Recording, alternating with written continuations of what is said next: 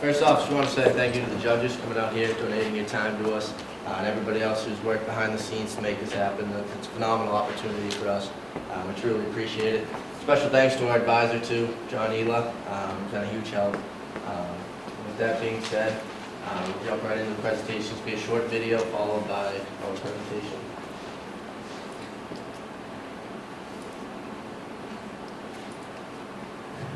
Each year, there are a little over 1 million rear-end accidents in the United States alone. Have you ever wondered if the person in front of you is braking hard or just hardly braking? Or if the driver behind you is aware of how quickly you are decelerating? Well, what if we told you that we have an innovative idea to make driving safer for all drivers by decreasing the number of rear-end accidents? Our product, the Rear Emergency Brake Emission Light, otherwise known as Rebel Lighting, is a solution to this ongoing problem. It is a device that we have created that will surely decrease the frequency or the severity of these accidents. Rebel lighting consists of a red, steady burning LED light shaped as a stop sign that will be suction cupped to the inside of any rear window on any vehicle. The underlying technology uses an accelerometer that triggers the LED light when enough G-force is detected. Our customers will find value in our product because it increases safety, will save them money in the long run, provides them a peace of mind, and an LED is much easier to see. The market is wide open because we are pioneers of this technology. The car industry is always open to new regulations that will make driving safer for all drivers. This could eventually lead to an industry standard for safety. We plan to sell this through our website, catalogs, and eventually collision centers like AutoZone and Pep Boys will make us standard on every vehicle.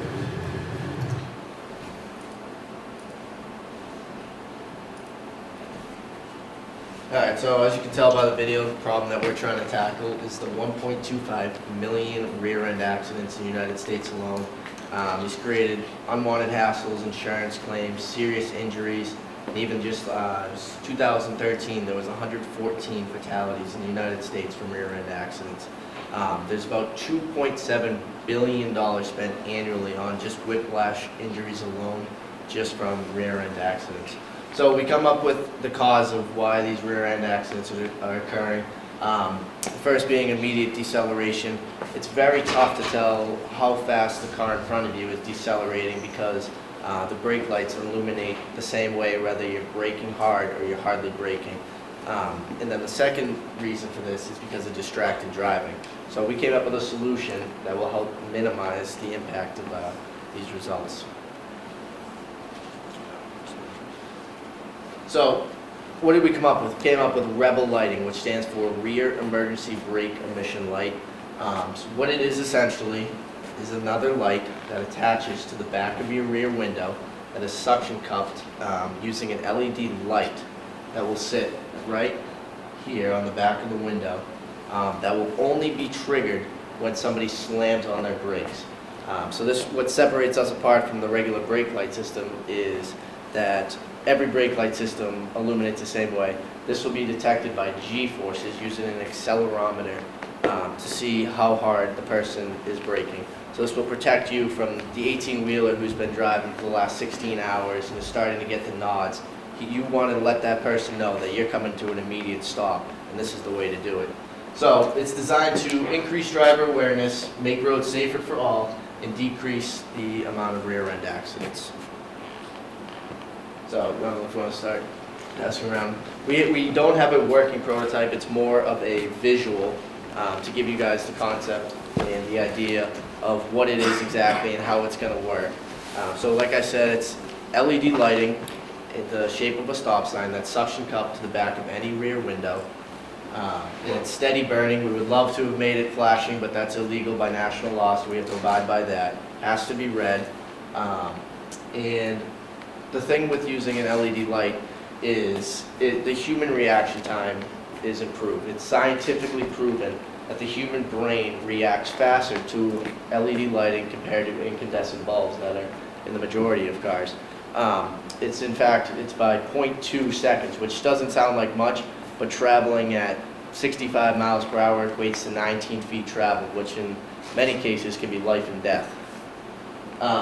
Also in 2006, Honda switched over from using the incandescent bulbs in their brake lights, and they saw to LED lights, and they saw a 10.4% reduction in rear end accidents, and this is attributed to the LED light because people were able to react faster, and an LED also illuminates faster than the incandescent bulbs. So in terms of the market, like we said, we're pioneers of this technology. Market's wide open. 3 motivated guys ready to tackle it and take on the challenge. Right now, there's 235 million registered cars in the United States, and we want to target them all. We think it's a great concept, great idea that will protect people, save lives, save money, save hassles, and it's also, we think we're going to have real good success with drivers who are going to be traveling with their children. They want to protect their young, so anybody who has a newborn or adults who put the signs in their vehicle that says baby on board to alert the driver behind them that, hey, there's a baby on board. This takes another step to that. This is even more proactive than that because it's alerting the driver that they're coming to an immediate stop. So we also think we're going to have good success with the elderly because the older you get, the more paranoid you are that you're going to get hit. They can't take the injury like they used to be able to. Same with car enthusiasts and early adopters. So in terms of competition, it's minimal. Right now, the progressive brake light system is out. It's essentially similar technology, not really though, because what their technology requires is a bunch of wiring throughout the car. It requires also a fuse box under the seat. So we went on the lines of something that's very practical, simple, and easy for the consumer that's very effective. So the progressive brake light system also needs to be installed by a mechanic, so a lot of people get turned off by this. In terms of the pre-safe brake light, that's the technology that's out there right now that you see in like Mercedes-Benz, and it's the radar technology that protects you from hitting the car in front of you. And we think this is a great idea, but the only problem with that is it protects you from hitting somebody, it doesn't protect you from being hit. So why are people going to find value in this? Because it's going to reduce their hassles, insurance claims, and they're also going to have peace of mind when they drive. A lot of people are wary driving. So in terms of the operations plan, we're going to develop, manufacture, distribute, and sell our product. In terms of developing, we're going to work directly with a mechanical designer and engineer. We're going to outsource this because we are business majors, not engineers, but we're going to look for professional help in this aspect. Same with manufacturing. We've done a lot of research, and China seems to have the best technology manufacturing, so we plan to look there. So our operations plan continued, the distribution and selling. So we have our website we're going to sell through, our car catalogs, and auto parts stores, and Amazon. Okay, so just to touch base on our sales forecast, we went with a certain strategy. We plan to go full force starting in June. In our first 3 months, we won't make any sales. We're going to dedicate it strictly to R&D and marketing. And then our first month in September, we plan to sell 600 units, which will equal $30,000 in sales, followed by $37,000. And then when November and December come along, we expect it to be a hit for Christmas time. We expect our sales to spike big, and then they'll start to decline again in January and February. And then when the spring comes, we think we'll be able to get into the auto parts stores because we'll have a proven customer base and a proven concept. And we kind of did that for the first 3 years, and then after that, we expect to see a steady uprise because we think we'll be in a lot of auto parts stores and we'll have a strong customer base. And our break-even units is 18,592 units, which is during our 12th month in business, which is pretty good considering our first 3 months we're not selling anything. Just to touch on our net income, just like any other business, we're going to be in the red for the first couple months. By month 6, we expect to be in profit prior to taxes. And then that's just a breakdown of our 3-year total. If you want. This is where we are now. We're seeking a $200,000 investment for our initial operations plan. We're developing a second prototype and as well as working on getting a patent for it. We're talking to industry professionals to further enhance our knowledge on the process of making this product. And I'd like to open up to any questions that you guys have. Perfect time, 10 minutes, right on the nose. I'm happy to start. The technology behind this sounds really cool. Do you know that works, or is it theoretical? No, it 100% works. It's the underlying technology is an accelerometer. They exist everywhere. They actually even exist in your phone. A lot of people don't know that. Alright, But so that's it works, but it's not been applied in this way yet. No, it actually is. Not necessarily in terms of tripping an LED light, but it's used in so many other aspects that it absolutely works in this. Can you get a provisional patent application in sooner than later to get yourself in? Yeah, Get a timestamp on it? that's what. Yeah, we need the capital first to. Well, that shouldn't cost you a whole lot of money. Mhm. Have you thought about crowdfunding this idea? We've thought about it.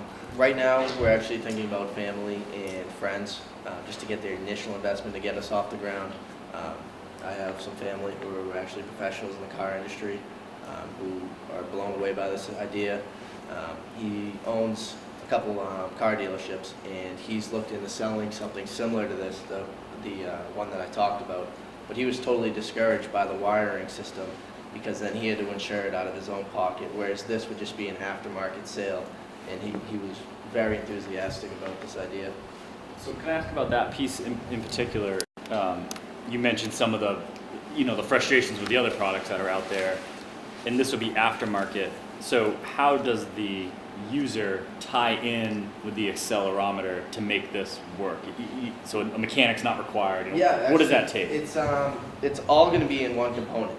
Okay. Really, essentially, all the user's going to have to do, turn it on, and suction cup it right to the back of their window. Okay. It's going to be battery operated. It's going to have the accelerometer. When the battery starts getting low, it's going to start beeping, just like you would hear with your carbon monoxide detector or your smoke detector to let the user know that it's time to change your battery and get it fixed. So the accelerometer is built into the It's unit built itself. in, You don't have yep. to wire it in. Correct. Yeah, nothing. that's what we wanted to go off practicality and simplicity to give the best customer experience. So you don't have, it's on all the time? Yes, it would be Flip it on. on until the battery Yeah. dies and you turn it off, put a new battery in. Mhm. Turn it on. A couple of questions on, vision issues, because I look at that on the back of the car and I'm thinking, when you have that little light that sits back there, they do a very good job of totally covering it, right? So it doesn't put light into the interior of the car. Mhm. I assume you guys have addressed that issue? Yeah, I mean, just we've tried out our product right now, and there's no visual problem whatsoever. Same thing with just taking room out of your back mirror, when you look in your rearview mirror, or having something that's in that back. We don't really see it any different as like a bumper sticker or like something that people would put on the rear window of their vehicle. Like, because it's going to be clear, so it's not going to obstruct your view or anything. And It's going to be clear, but you have to keep the light Yeah. out, so it only goes one direction. So I'm saying how- Yeah, well, the way it's going to be angled, it's going to go directly out the window, so it won't be an interference of the driver. It's really going to serve its purpose, and they're learning to drive behind them. If they're coming to an immediate stop. We think we're going to be setting it at about between 3 and 4, or 0.3, 0.4 G-forces, where your typical seatbelt typically locks up at about 0.7 G-forces. So we're thinking we're going to be right around half that, just to give you guys an idea of when it's going to be tripped. Have you looked into the regulations? Yes, we've done a lot of research on the regulations. That's why we wish we could have done it flashing, but we can't. So it has to be steady burning, and then it has to be red. But other than that, there is a certain brightness level. I forget the number off the top of my head right now. But other than that, there's nothing prohibiting it. So when I first read your thing, I thought maybe that actually there would be a different intensity depending on how hard you slam this. Right now, it's if you slam it on hard, this light goes on. If you don't slam it on hard, your regular lights go on, this doesn't go on. That's basically how it Yes, is. sir. It's It's- only one setting. Yes, it's an additional item. It has no interference, nothing to do with your original brake lights right now. That's the part I'm confused. Is like, how is that making it safer? Someone slams on the brake in front of me. I already have 3 red lights, full bright red lights in front of me. I'm driving, I'm noting, whatever. Someone slams on the brakes. or not, or just hit the brakes. I have 3 brake lights in front of me. Mm-hmm. Now you're putting a 4th one. Yep. So you have to educate me as the consumer that if I see a 4th light and it changes because some cars have just 2 and some have 3, you have to educate me that when there's a 4th one, it's braking very hard. That's correct, yep. So it's only... So how are you going to educate consumer? Only P&G knows how to do that. Well, yeah, I mean, what our initial plan is the fact that it's a stop sign and the fact that it's an LED, which has been proven scientifically that the human brain But reacts I already faster have to it. 3 lights. They're already LEDs. Yeah, Cars, most of the cars have LEDs now on the back. right. No, absolutely. I So mean, you putting an LED is not making that car more visible. Yeah, but those lights are only gonna go, those lights are all gonna go on, no matter how soft you brake or Mhm. anything. But ours is only gonna flash when we slam on our brakes. But I don't know this car, so if I'm following my grandmother, I know she has this, so I know if I see one more light, it's good. But you're gonna start in a market where you have, 0% penetration. So how you get the first, 500,000 people with these lights versus the other, 50 million cars out there that don't have this to educate people that when you have that 4th light, yeah, well, I Or mean, third light. we're going to be doing mass marketing right away just to initially try to brand the market, make every consumer aware of it immediately, because we think that's our best way in terms of getting the word out there as fast as possible and educating people on the purpose that this serves. And I know you were talking about the third brake light. That's actually a law that was passed in 1986, and it was to reduce the number of rear-end accidents, and actually was very effective.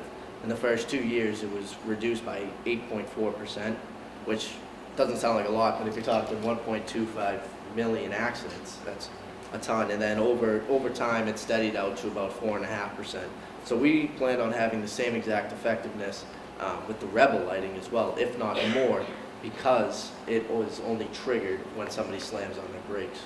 Also on our website, we plan on having like an instructional video to show exactly how it works. So anybody that's directed to our website will kind of have a basic understanding of it. And then maybe through word of mouth and other resources, it'll hopefully catch on. So you went and talked about the Honda experience, but to going LED lights on the back, Mhm. which made a big difference. So it sounds like what you should be selling more is the fact that you're not the same as the other 3 lights, right? Right, very different in what you're seeing. That should be where you're at, right? It's very different. Right. I guess the question is if you can sell that LED thing, when everybody else goes to LEDs, which I would assume they will at time, because LEDs keep continuing to go down, and they just make sense. Right? They're Mhm. cheaper, No, absolutely. more durable, and use less energy. It'll be a matter of time probably before most car manufacturers have LED lights on every light on the car, I would assume. Right. No, I mean, we completely agree, but the difference that sets us apart is the fact that theirs are going to be triggered the same way, whether I'm lightly tapping my brake or I'm slamming on my brake, whereas ours is only going to be triggered when someone's slamming on their brake, so it's alerting the driver behind them. And someone behind us, they have to know that. And the first reaction is when they see brake lights is to put the brakes on. Absolutely. But this is something that you hope is going to trigger a whole nother response Mhm. from the people behind, which is they're going to slam the brakes on at that point when they see that. Yes. So is it going to be a different color? Is No, it going to be it's something going to that's be going red, to but set it? it's going to be in the shape of a stop sign, so it's going to be a visual, that- and we're going to be branding the market Yeah. at a very high rate, that everybody's going to be educated on this. It has to be read by national law too, so it can't Well, there's be- a lot of different colors of red, so I didn't know if there was some, if there's a specific red that's required, or whether there's a lighter red that might. It didn't say anything specifically create more of that I a- remember. That's a great point though to look into. Is it a brighter red than the regular stoplight? Brake? We're going to make it to the brightest level that's possible. How much brighter than, I mean, if you're looking at this thing, besides the LED thing, besides the fact that it's a stop sign shape or stop shape, is it going to be clear that this is sort of an emergency versus, so is it going to be that much brighter? Yeah, I mean, we definitely think it will be. I mean, you're going to push it to the limit that the law allows? That's the plan. Because it's only going to be used in very emergency situations. It's not going to be you pull up to a red light, it's not going to ignite or anything. Because it's really, kind of in a humorous situation. You've got 5 cars going down the highway, and all of a sudden a moose, this is New Hampshire, right? A moose comes running across the road, and the cars behind don't see it. Maybe it's a pickup truck in front of you, and they don't see the moose. And this has happened to most of us that have driven in New Hampshire. So a moose comes running across this road, and the guy in front slams on his brakes, and he's got this light. So he slams on. The guy right behind him gets the benefit of that, right? Except the 3 behind him don't. So the only safe one, until everybody has these lights, is the guy up front, because he doesn't presumably get Right. slammed. So that's right? why you want to get these lights to protect Yeah. yourself. So you mentioned the number of cars at 200 some odd million. We're quickly moving to self-driving technology. We just are. And 10 years from now, probably every car will have some sort of radar. It's just going to happen. Right. When I grew up as a kid, nobody had power windows and nobody had air conditioning. You can't buy a car without them now. You'd have to pay extra money not to get them, right? Because of the economies of scales of building all that out. Well, this technology is migrating from Lexus to Volkswagen to every cheap car out there. Koreans and those cars they make for $10,000 have it. So the lifespan of the company, have you projected what the real lifespan is before you've got to come up with some new technology? Yeah, we've done a lot of research on the pre-safe brake light, and a lot of the studies that we were reading was more than 10 years. It was more of a 15 to 20 year plan. So we figured we can capture the market, and just in our initial 3 years alone, the money is incredible. And what about the over-the-road, those 53-foot trailers that between here and Washington, D.C. slow everybody down by about 5 hours, right? Mm-hmm. And have you thought about that as a market as well? Those guys are everywhere. We absolutely have. Our biggest problem, we'd have to create a different device that would attach onto, because it's just going to create thieves if it's on the back of a car. But if we had some type of padlock, or back of the truck, but we had some type of padlock to lock it on there, we've definitely thought about that. Initially, we're going to start out with just your passenger vehicles, though. All right, one last question. Have you considered putting a photovoltaic, a PVC, integrated into this thing so it can offset the battery power? What was it? Put a little solar, a photovoltaic. Somebody help me here. Photovoltaic. Thank you. Built into this unit to capture the sunlight. Solar and, power. get rid of the batteries, or at least reduce the need for batteries. Yeah, that's a great idea. We honestly haven't thought into that. I want 2%. I don't know. It could be a great solution. It could be a problem if people park their cars in their garage. So But the it's- point is they it's- move around a lot, so they're Yeah, going to capture enough. absolutely. How much power is this thing using? It's right? certainly a So- great consideration to look into. So, guys, one question I had, you talked about outsourcing manufacturing, obviously. Do you have any concern about, you're relying a lot on this accelerometer. Mhm. So what happens if how do you control that you're getting the same accelerometer that performs the exact same way every time if you're trying to produce 10 million of these things? Do you have any concern about, how do you continually test and sort of verify the performance of the product when you rely so much on that component? Yeah, we're going to have a bunch of ongoing testing. Colin said we're going to have a lot of R&D up front. We're going to have mechanical designers, mechanical engineers on our team down the road once we get that, just to keep up with the concept and make sure that it's fully functional and it's as effective as we designed it to be. In the sort of break-even point they talked about, how many cars do you kind of have to, crash into each other to test this thing, right? Before you feel comfortable saying, hey, we can sell this to the market. What do you guys think is the process there? Have you thought about that? Yeah, we don't really need to crash any cars to test it. It's more so we can just grab a car and we can test it on our own to see if it's true. We just slam on the brakes in the parking lot and see what desirable G-force we want to have it set off at. And we think it's going to be right around half of the G-forces of a seatbelt locking up in your car. Okay. Just as a comment that in New Hampshire, I think most every LED light for ambulances and everything else is manufactured here. Wayland Engineering, I think it is. Yeah. University. Regarding your finance, I didn't see anything that shows the share that you have to pass on to the store. So if you're selling at the store, they want half. Their margin is about half. So if you're gonna, I think your price of $50 is believable. They're gonna want $25. So your profit here above your cost of goods sold is significantly less than what you wrote down. Also, your time to market, thinking that in 3 months you can design, produce, stock, inventory, I don't believe it at all. So I mean, you're pitching to me as an investor. It's just very unbelievable that someone can get any sort of device that they don't have already production lined up in 3 months. So that means that you're gonna have to need a lot more money than $200,000. So it makes me concerned that until you have that gizmo already starting to sell, you're gonna have to go raise more money. So I'd be a lot more comfortable if you were asking for $1 million or $2 million up front than try to go with $200,000, which I know I'm gonna get diluted as an early investor. Get your patent. If you do anything right now, get a patent. You get a patent on that and nobody can do what you're doing the way you're doing it, then you're gonna find money, okay? Get that patent. And everybody in here should have an NDA, so get that done too. So you should, that's a good point, you should know your first disclosure is very important, and if you disclose before you file, you will be in some trouble. So I'm hoping that was part of your course, but we do need to end on that. Thank you very much. Very exciting, you can tell. You can tell from the judges' questions that they're very excited, and once again, I heard